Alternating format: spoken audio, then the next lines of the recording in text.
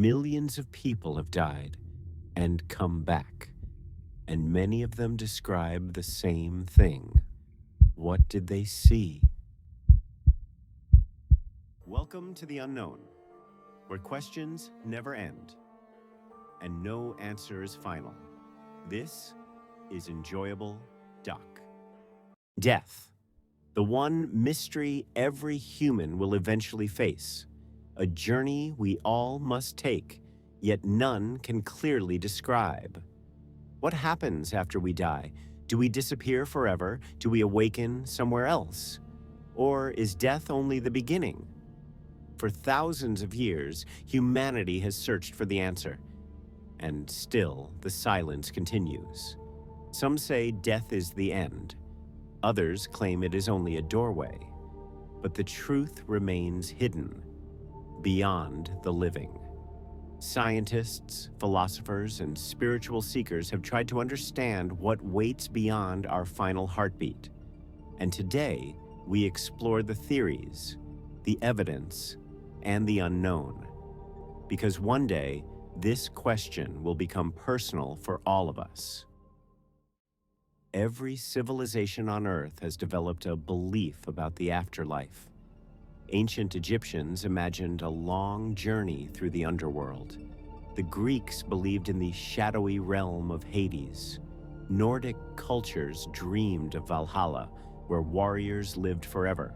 Many religions promise heaven, reincarnation, or spiritual transformation. Different cultures, different eras, different languages, yet all share the same idea. Death is not the end. Why? Did ancient humans witness something we no longer understand? Or does the human mind refuse to accept oblivion? No one knows. Science approaches death differently. To doctors, death begins when the heart stops beating, and the brain no longer produces electrical activity. But the moment the body shuts down, something strange happens. Thousands of people across countries, cultures, and ages report strikingly similar experiences. A tunnel of light, a floating sensation, a feeling of peace, a reunion with loved ones, a presence of watching over them, and then returning to life. These are known as near-death experiences, and they happen in operating rooms, car accidents, drowning incidents, and sudden trauma. Some doctors claim these visions are only the brain losing oxygen, hallucinations, chemical reactions, a final biological spark before darkness. But skeptics face a problem. Many patients describe events that occurred while they were clinically dead, unable to hear, see, or consciously think. And yet, they report exact details of conversations, surgeries, objects in the room, even things happening far away. How? Science cannot fully explain it.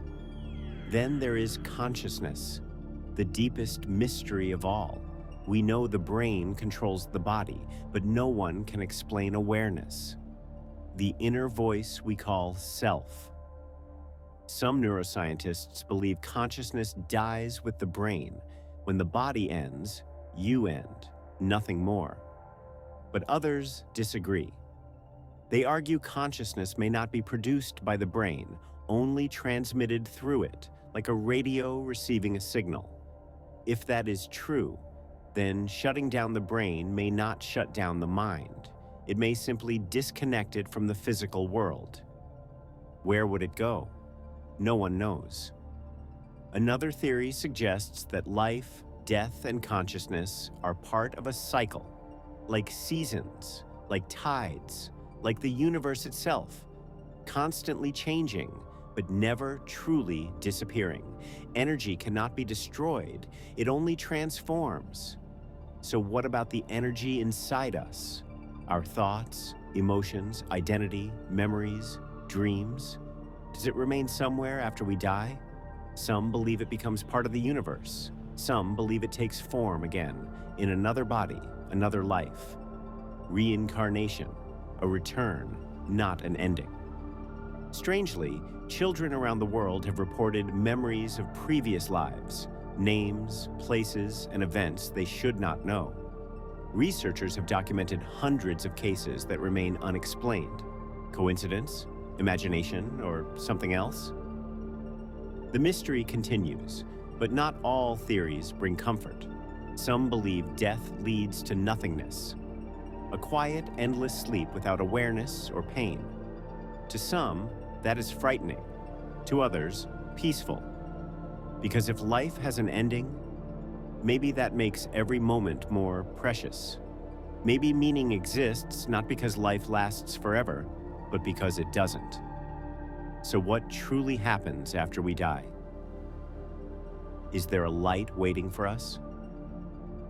A new world? A return? An eternal dream? Or absolute silence? Science cannot confirm, religion cannot prove, and those who know cannot tell us. For now, we live with the question. Maybe death is not a mystery to solve, but a reminder. A reminder to love deeply, to wonder, to cherish every breath, to live while we can, because one day the journey will continue into the unknown. And when that moment comes, we will finally discover the answer. Until then, the mystery remains. But perhaps we can learn more by observing what death teaches us about life. In every culture, death reshapes the living.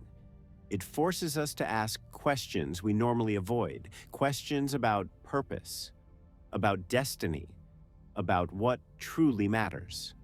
Some scientists suggest that our fear of death shapes human behavior more than anything else.